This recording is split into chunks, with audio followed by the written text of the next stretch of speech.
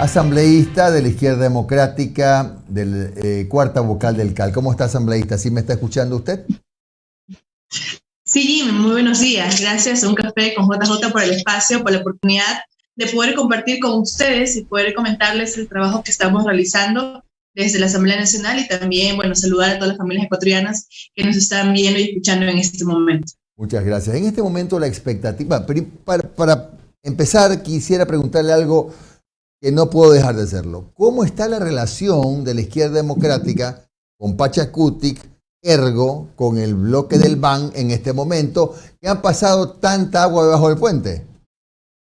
Bueno, la relación sigue estando bien, sabemos muy bien que es parte de la práctica parlamentaria en el que podamos no coincidir en todos los aspectos, pero eso no deja de un lado que podamos estar conversando, un diálogo abierto, siempre permanente en la construcción de acuerdos que sean programáticos y que vayan justamente en beneficio de la ciudadanía. Obviamente, Izquierda Democrática tiene su postura en relación con los principios, la ideología que rige nuestro partido, en la que en unos momentos vamos a discrepar totalmente de aquellas propuestas o aquellos proyectos de ley que vayan en contra de la ciudadanía y siempre vamos a ser muy enfáticos en manifestarlo en los medios de comunicación como en pleno en la Asamblea Nacional. Por ejemplo, una consulta popular. ¿Han hablado ustedes en la Izquierda Democrática respecto ya del anuncio del presidente de la República que ha avisado que en la medida de lo posible esa consulta sería a finales de año?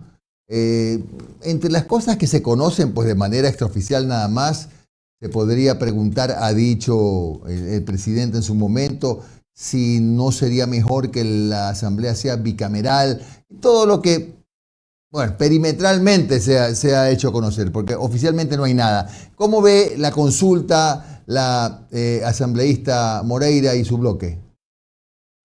La consulta es un mecanismo legal, constitucional, y tiene toda la potestad el presidente Guillermo Lasso de realizarlas. Ahora, parece que el presidente Guillermo Lasso no conoce o desconoce la ley, el artículo 195 del Código de la Democracia, que establece que se podrá llamar a consulta popular en relación con los proyectos de ley que han sido negados previamente por la Asamblea Nacional. La Asamblea Nacional no ha recibido proyectos de ley en relación con el nuevo código de trabajo que pretende presentar, el código que lo ha llamado de oportunidades, tampoco ha presentado sobre el régimen tributario o sobre, bueno, los temas coyunturales que él ha manifestado que eso quiere consultarle al pueblo ecuatoriano porque existe un bloqueo por parte de la Asamblea Nacional y no ha existido un bloqueo, ha presentado solamente dos proyectos de ley, uno de reforma a la ley de comunicación y el otro a la LOES, que personalmente tengo mis reparos porque les he podido hacer un análisis superior o superficial en relación con lo que quiere o lo que buscan estas reformas, pero sin embargo han sido calificados por el CAL porque cumplen con los requisitos formales que establece la ley y han sido remitidos a las comisiones y las comisiones están trabajando en base a esos proyectos de ley para poder subsanar cualquier tipo de error o de vulnerabilidad que podría tener.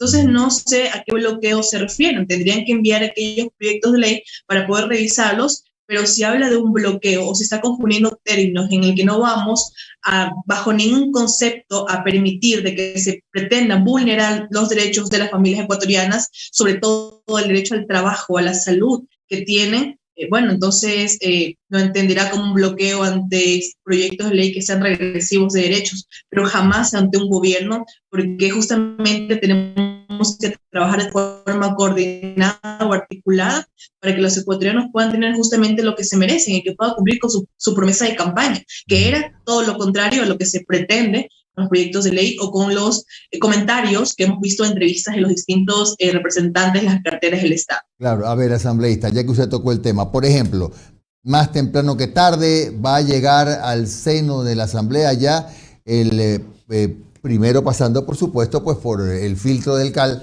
va a llegar a la discusión del Pleno el tema de las reformas laborales. Tal vez lo más saliente o lo que más recuerda a la gente es la convivencia de dos códigos, ¿no? El código actual y otro código que contemple más o menos el trabajo por horas, no con todos los beneficios de ley. Me pregunto, ¿la Izquierda Democrática ya tiene algún comentario sobre este tema? ¿O usted como asambleísta de ese bloque? Bueno, Creo que la izquierda democrática siempre ha sido un partido que ha defendido los derechos laborales, que ha estado siempre firmes en esa lucha y que vamos a permitir, por ejemplo, veamos una entrevista del ministro Donoso en el que hablaba de eliminar las utilidades, o perdón, bueno, el cargo justamente de utilidades por cargas familiares. Eso es regresivo totalmente, vulnera el derecho que ya ha sido adquirido por parte de los ecuatorianos o de las personas justamente que tienen que acceder al trabajo.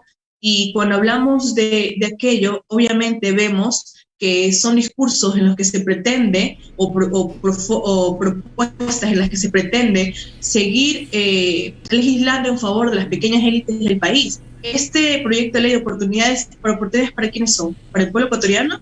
¿O son oportunidades para las grandes élites que manejan, para los grandes empresarios que quieren justamente evadir sus responsabilidades con los trabajadores de nuestro país? Esas cuestiones son inconstitucionales y no puede ser que un código vaya a la par de un código de trabajo, un código que sea regresivo de derechos. Si habla de que existe posibilidad de que no sea aprobado, sí, totalmente. Por parte de la izquierda democrática jamás vamos a permitir estas propuestas en las que también justamente pretendía de que no se tenga indemnización por despido intempestivo. Son situaciones que de verdad son preocupantes, que se pueden escuchar de un ministro de Trabajo que está justamente llamado a garantizar los derechos de los trabajadores, y en esa posición siempre vamos a ser muy firmes también de la flexibilización laboral, mejor llamémoslo precarización laboral, la que se pretende. Con este código una persona puede ganar $200 al mes. La verdad es que es también algo inconsistente cuando hablaba en campaña sobre Lorenza, una mujer que vive con $20 al mes en la Trinitaria y que iba a legislar por ella, que iba a ir por ella,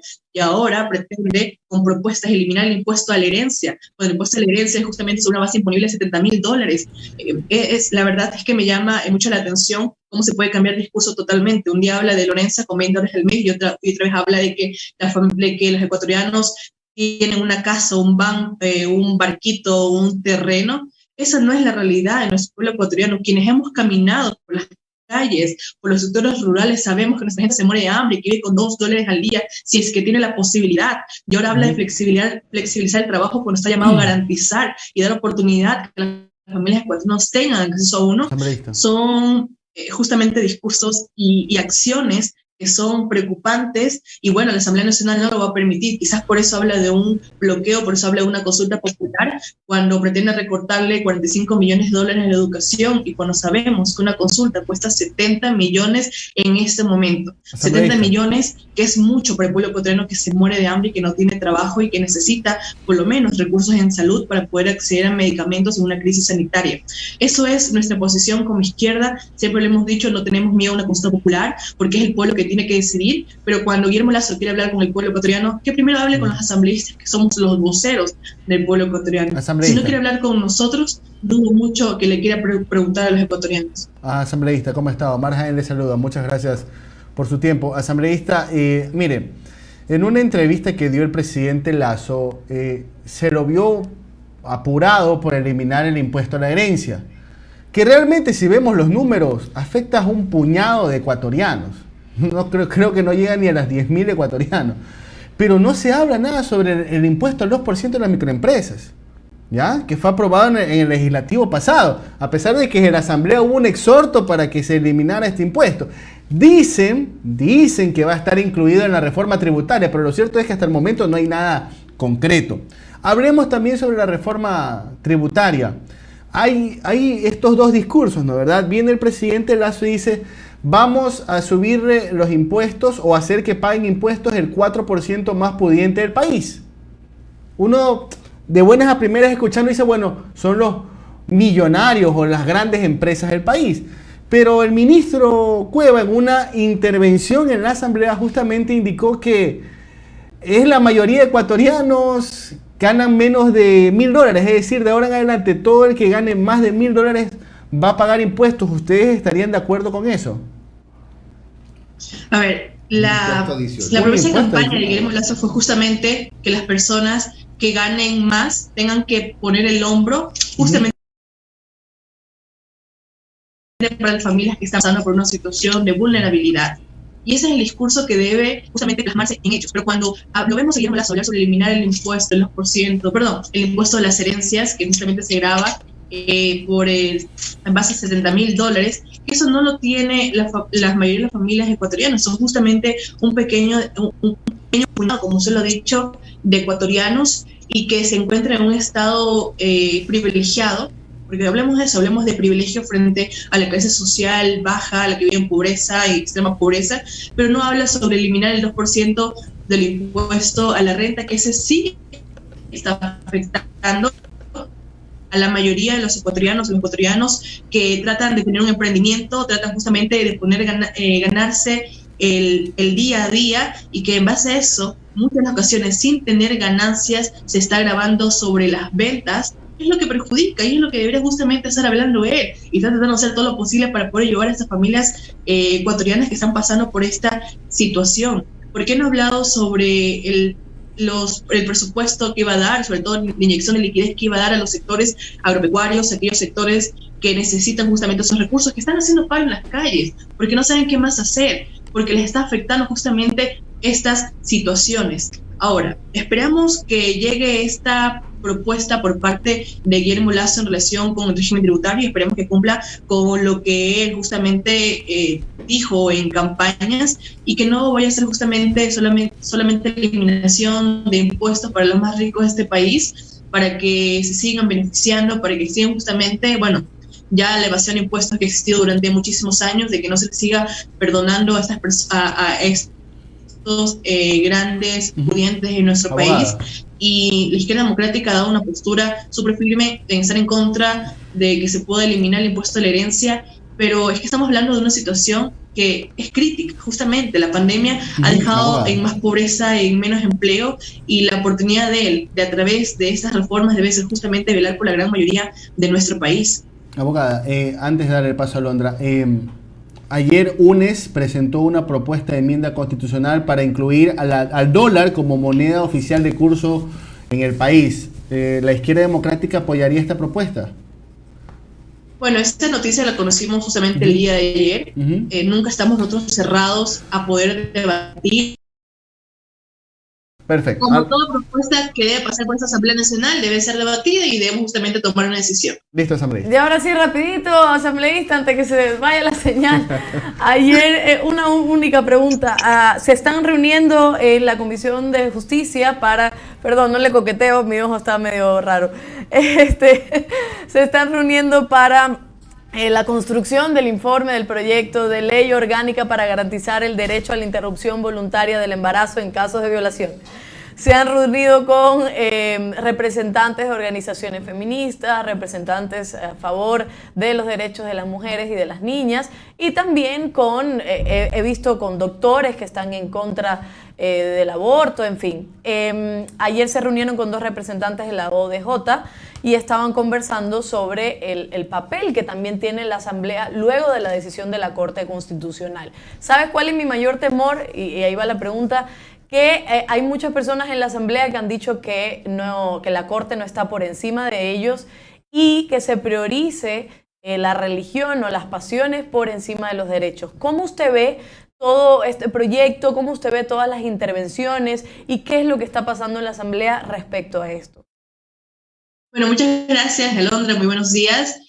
Es un trabajo que estamos haciendo desde la Comisión de Justicia. Ya llevamos alrededor de 11 sesiones, comparecencias desde la sociedad civil, desde médicos, técnicos, porque lo que aquí se debate es no tu opinión personal, si estás a favor o estás en contra del aborto. La Corte Constitucional ya ha dado su conocimiento sobre la inconstitucionalidad del artículo 150 en relación con la despenalización del aborto, y que obviamente sea legal, voluntario en casos de violación. Lo que queremos nosotros como comisión es poder ir resolviendo esos nudos críticos. La Corte es el máximo órgano de interpretación constitucional, ya se ha pronunciado. De hecho, en la comisión tenemos esa percepción, a diferencia solamente de un compañero que tiene otro criterio, pero la mayoría de los 9 miembros sabemos muy bien de que debemos construir un proyecto de ley y que ya recae totalmente en nuestras manos, que sea un proyecto de ley que sea garantista, no solamente que despenalice el aborto, sino que pueda dar un proceso también de acompañamiento de reparación a la víctima que ha sido violada y que está justamente pasando por este proceso médico que es el aborto.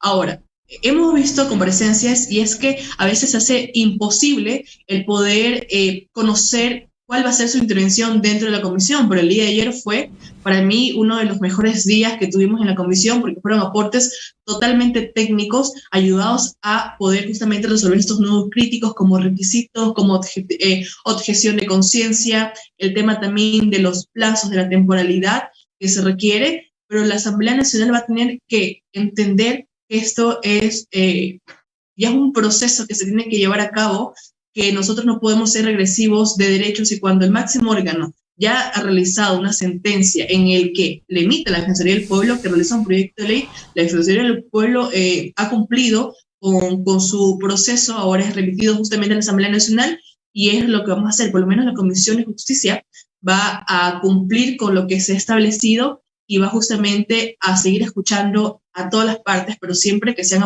aportes técnicos y que no sea una opinión personal como la que vimos el día de ayer con un doctor, en el que su opinión, y yo obviamente tengo que reservarme siempre mi opinión personal porque se lo he pedido a los demás compañeros de la comisión, en el que sea justamente un aporte técnico y que sea justamente en base a lo que debemos lograr con este proyecto de ley que va a ser resuelto.